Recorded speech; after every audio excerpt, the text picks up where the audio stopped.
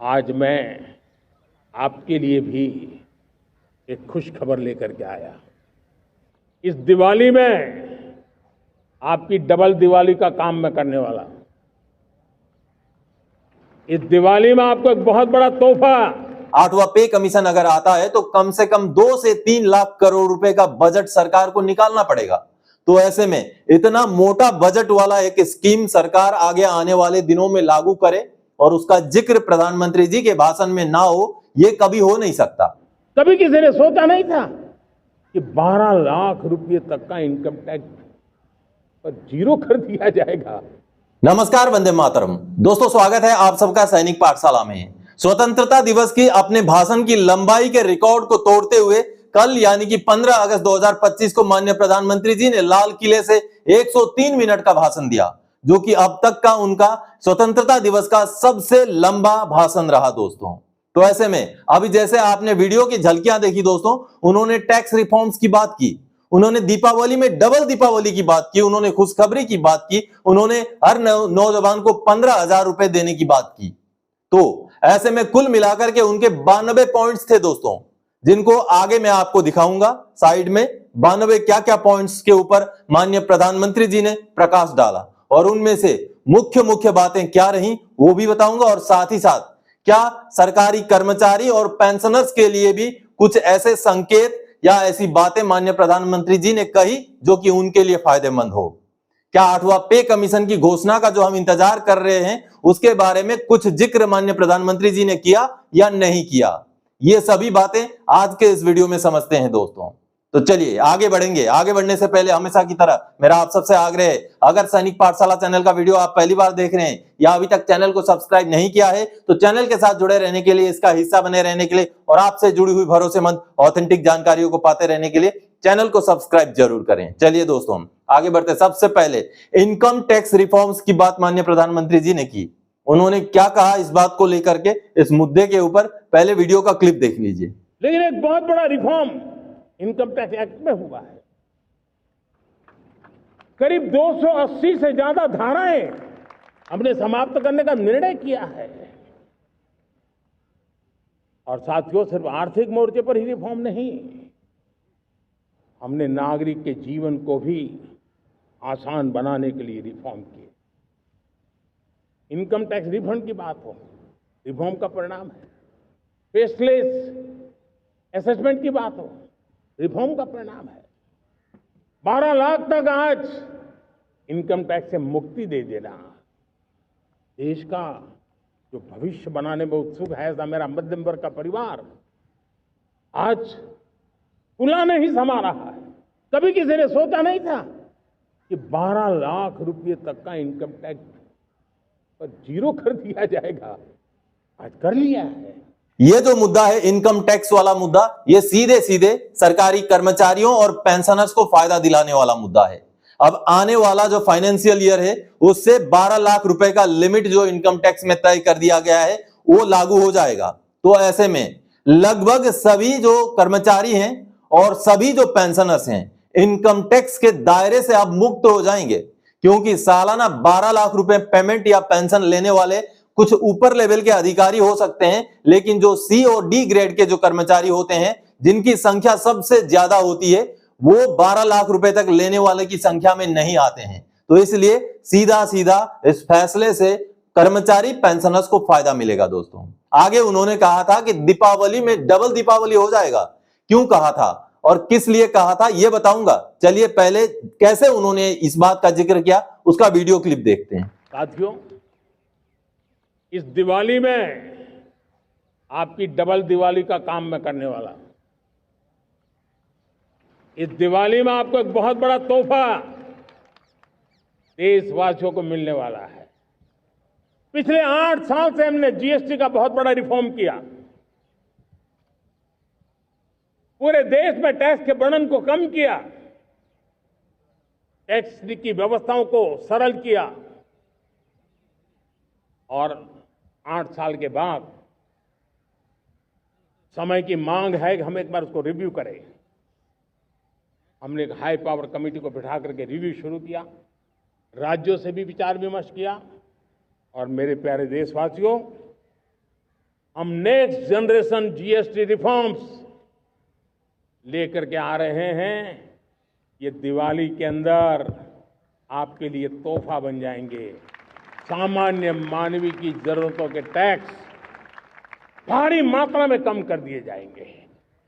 बहुत बड़ी सुविधा बढ़ेगी। हमारे एमएसएमई, हमारे लघु उद्यमी, इनको बहुत बड़ा लाभ मिलेगा। रोजमर्रा की चीजें बहुत सस्ती हो जाएगी और उससे इकोनॉमी को भी एक नया बल मिलने वाला है। साफ साफ माननीय प्रधानमंत्री जी ने कहा कि जीएसटी में कुछ बदलाव होने जा रहे हैं जो दीपावली के समय से ही लागू होंगे। इस वजह से रोजमर्रा की जो चीजें हैं, जो हम अमूमन इस्तेमाल करने वाले जो बेसिक जो चीजें होती हैं, उनमें अब जीएसटी की कमी हो जाएगी, जीएसटी का परसेंटेज कम हो जाएगा, जिससे उन चीजों की कीमतों में गिरावट आएगी। इसीलिए दीपावली में डबल दीपावली की बात उन्होंने की थी। दोस्तों चलिए अब अगला जो मुद्दा था, प्रधानमंत्री विकसित भारत रोजगार योजना, और इस योजना के तहत 1 लाख करोड़ रुपए माननीय प्रधानमंत्री जी की तरफ से घोषणा किया गया और इसके तहत 15,000 रुपए प्राइवेट कंपनी में जो जॉब में लगते हैं उनको 15,000 रुपए सरकार की तरफ से भी देने की बात कही गई है। चलिए वीडियो क्लिप पहले देखते हैं। आज मैं आपके लिए भी एक खुश खबर लेकर के आया, मेरे देश के नौजवानों के लिए आया। आज 15 अगस्त है। आज 15 अगस्त के ही दिन मेरे देश के युवाओं के लिए 1 लाख करोड़ रुपए की योजना हम चालू कर रहे हैं, लागू कर रहे हैं। आज से प्रधानमंत्री विकसित भारत रोजगार योजना आज ही 15 अगस्त को लागू हो रही है। ये आपके लिए बहुत खुशखबरी है। इस योजना के तहत निजी क्षेत्र में पहली नौकरी पाने वाले नौजवान को, बेटे बेटी को 15,000 रुपया सरकार की तरफ से दिए जाएंगे। तो इस तरीके से बहुत सारे पॉइंट्स माननीय प्रधानमंत्री जी ने जिक्र किया। अब आगे दोस्तों ये सामने आप पॉइंट्स देख पा रहे हैं, इनमें से कुल 92 पॉइंट्स हैं जो उन्होंने अपने भाषण के दौरान जिनके बारे में जिक्र किया। इनमें से कुछ महत्वपूर्ण इशुओं को, महत्वपूर्ण बिंदुओं को भी उन्होंने अपने इस भाषण में जिक्र किया दोस्तों, जिसमें से अभी अभी हाल फिलहाल में जो प्राकृतिक आपदाएं आई हैं उनके बारे में उन्होंने जिक्र किया। ऑपरेशन सिंदूर का जिक्र करते हुए भारतीय सेना का उन्होंने धन्यवाद किया। साथ ही साथ किस तरीके से भारतीय सेना ने बड़े काबिल तरीके से पाकिस्तान को सबक सिखाया उसका जिक्र भी उन्होंने किया। और आतंकियां और आतंकियों को पनाह देने वालों को एक ही कैटेगरी में रखने की बात कहकर माननीय प्रधानमंत्री जी ने सीधे सीधे पाकिस्तान को चेताया। साथ ही सिंधु जल समझौते के बारे में भी उन्होंने बात किया। डिफेंस के क्षेत्र में आत्मनिर्भरता की बात उन्होंने की। सोलर एनर्जी, न्यूक्लियर एनर्जी की बात भी उन्होंने की और 2030 तक क्लीन एनर्जी में भारत को 50% तक पहुंचना था, जो भारत 2025 में ही पहुंच गया। ये अचीवमेंट भी उन्होंने सुनाया। साथ ही साथ क्रिटिकल मिनरल में भारत किस तरीके से अभी अपना मनोनिवेश कर रहा है उसके बारे में उन्होंने कहा। और ग्रुप कैप्टन शुभांशु शुक्ला का जो अचीवमेंट है, इंटरनेशनल स्पेस सेंटर से वो उतर के आए हैं, उसके बारे में भी उन्होंने कहा। वैक्सीन के उत्पादन के बारे में उन्होंने जिक्र किया और यूपीआई जो भारत का पेमेंट सिस्टम है किस तरीके से ग्लोबली इसको रिकॉग्निशन मिल रहा है उसके बारे में भी उन्होंने कहा। मुद्रा योजना, खिलौनों का निर्यात में कैसे भारत आगे बढ़ रहा है उसके बारे में भी जिक्र किया। भारत में बनी हुई चीजों का इस्तेमाल के लिए लोगों को उन्होंने अपील की।